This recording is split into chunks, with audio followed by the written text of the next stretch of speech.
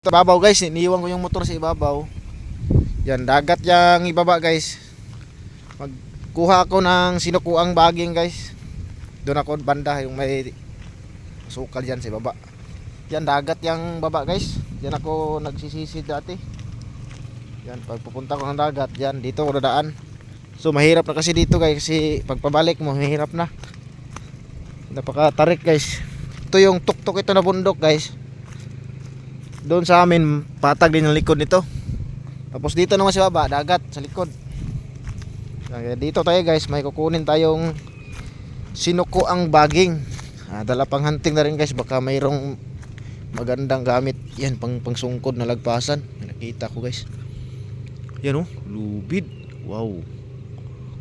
Maya yan guys, kukunin ko yan guys. Gawin ko sungkod guys, napakaganda guys oh.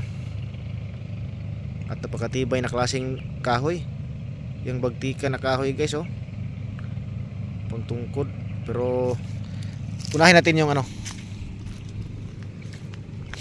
yung baging sinukuan. Ito, napakaganda dito maghunting guys. Wow. Nih, marami ako ramdaman dito guys. Ang ganda guys.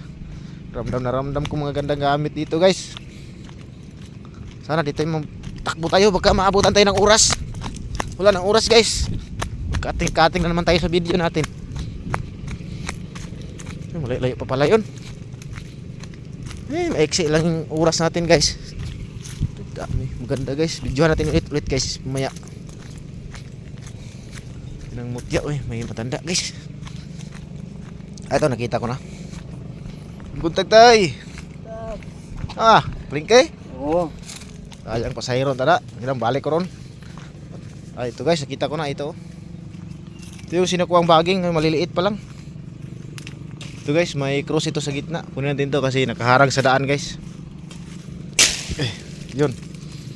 Sorry. Ayan o. Kita nyo? Yung cross nya. Wait lang guys ha. Tingin ako ha.